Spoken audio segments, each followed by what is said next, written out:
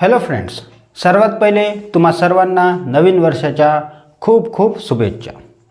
हे नवीन वर्ष तुम्हा सर्वांना सुख, समाधान, आरोग्य आणि भरपूर नवी संधी घेऊन येणारे असावे।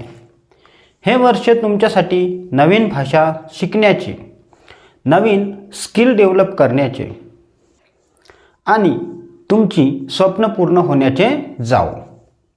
फ्रेंड्स, नवीन वर्ष म्हणजे नवीन सुरुवात, नवीन संकल्प आणि या म्हणजे 2026 मध्ये एक संकल्प नक्की ठेवा, या वर्षी मला इंग्लिश आलीच पाहिजे। आता एक साधा प्रश्न, इंग्लिश खरंच अवघड आहे का?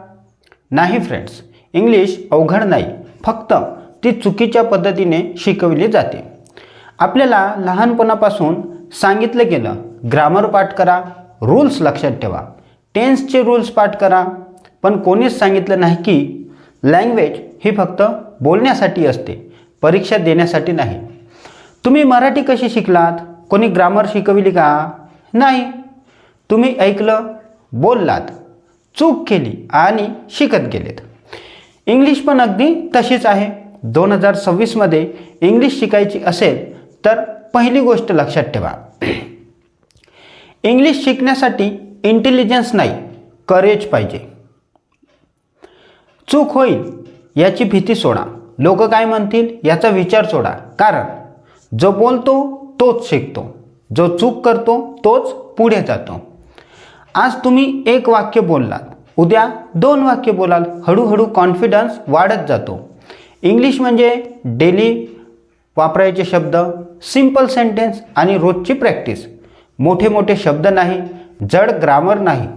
आज एक छोटा संकल्प करूया, एक वाक्य मनात बोला, आय कॅन स्पीक इंग्लिश। पुन्हा बोला, आय कॅन स्पीक इंग्लिश, कारण आधी वाक्य मनात येतं, मग ते तोंडातून येते। आजपासून मला येत नाही हे वाक्य डिलीट करा आणि मी शिकतोय हे वाक्य बोला। फ्रेंड्स, इंग्लिश तुमचं भविष्य बदलू शकते, जॉबसाठी, कॉन्फिडन्ससाठी आणि सेल्फ रिस्पेक्टसाठी। आणि शेवटी एकच गोष्ट लक्षात ठेवा, इंग्लिश अवघड वाटणार नाही जर योग्य ट्रिकने शिकली तर। You can do it, you will do it and one day you will speak fluent English.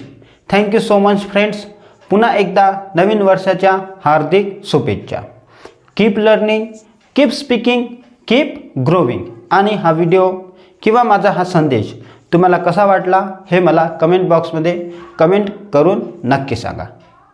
आता भेटूया पुढच्या व्हिडिओमध्ये, आपल्या ट्रिकनुसार आपण बढियापैकी इंग्लिश शिकूया। पुन्हा एकदा नवीन वर्षाच्या शुभेच्छा।